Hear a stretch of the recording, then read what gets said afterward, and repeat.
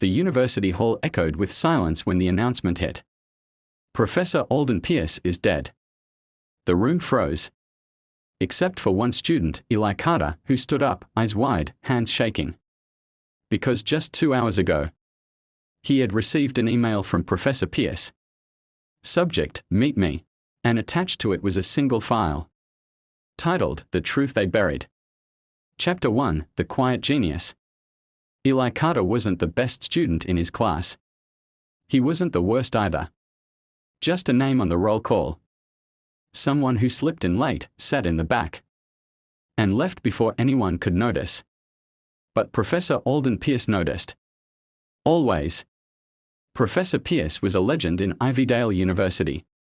He taught philosophy and ethics like it was life or death. Sharp suits. Sharper mind.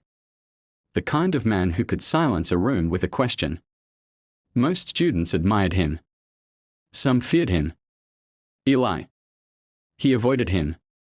Not because he didn't like the man, but because Pierce saw too much.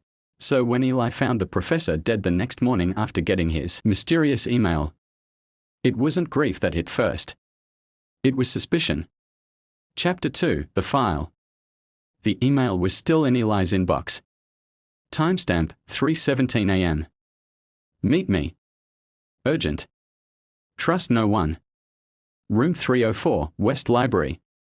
Attached was a PDF file. Eli clicked. Inside were pages of names. University staff.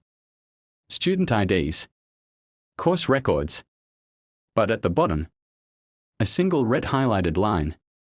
There is a student here who doesn't exist. What did that mean?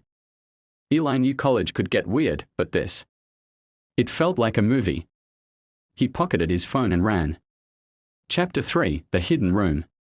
West Library was always locked after 10 p.m.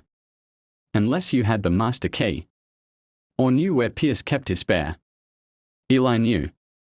Every philosophy student knew. Behind the third brick near the globe in the hallway. He found it. Opened the door. Room 304 was filled with old books, dusty typewriters, and rows of journals handwritten by Pierce himself. He looked around, heart thudding.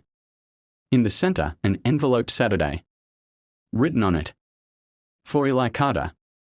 His hands trembled as he opened it. Inside. A photograph. Of a young boy. And Professor Pierce. Standing outside an orphanage. On the back. You are not who you think you are. Chapter 4, The Legacy. Eli stared at the photo for a long time. He barely remembered the orphanage. He thought he was adopted at age 6. But this meant Pierce had known him before that. He flipped through more journals. Each one had notes about ethics, corruption, and something called Project Edison. One entry read, Eli is bright.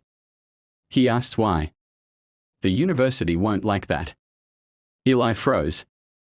Had he been watched? Then another line. They think I'm grooming him for whistleblowing. Maybe I am. Maybe that's what he needs. Suddenly, the door creaked. Eli turned. Someone was outside.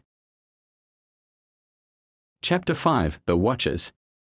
Footsteps echoed in the hallway. A deep voice called, Mr. Carter. You shouldn't be here. Campus security. But not the usual guards. These men wore suits.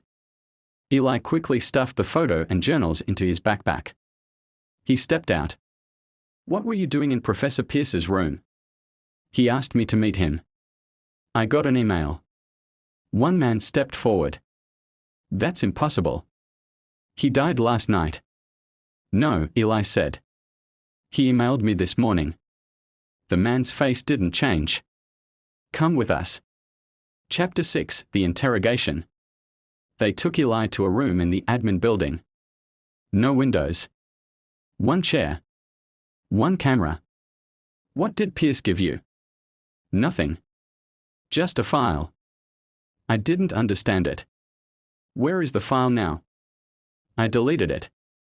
A lie. They stared at him for a long time. Then left. Minutes later, his phone buzzed. Unknown number. A text. Don't trust them. I left one last message. Under the bench. Physics hall. Pierce. Eli didn't wait. Chapter 7, The Message. The bench outside physics hall was where Pierce used to sit during lunch. Students said he fed squirrels and read poetry. Eli reached under it. Taped to the bottom, a USB drive. He ran to his dorm. Plugged it in. A video played. Pierce. Speaking directly to the camera. If you're seeing this, I'm dead. And you, Eli, are the only one I trust. He explained everything. The university was part of an experiment 20 years ago. Testing memory implants. Behavioral control. Ethics manipulation. Eli. He was the only child from the project who survived. Pierce had faked records to get him enrolled, to protect him. They'll come after you now. But you're smarter than them. You always were. The screen went black. Chapter 8, The Choice. Eli had two choices. Stay silent. Let the system erase Pierce's legacy. Or leak the file. Expose the university. He chose the second. He sent everything to national media anonymously. The journals. The video. The file. Days later, the university was in the news. Lawsuits. Investigations. Protests. The president of Ivydale resigned. But Eli. He vanished. Some say he went underground. Some say he still sends encrypted emails to whistleblowers. And in his old dorm room, one sentence remains etched under the desk. Professor Pierce taught me how to think. Now I teach others to question.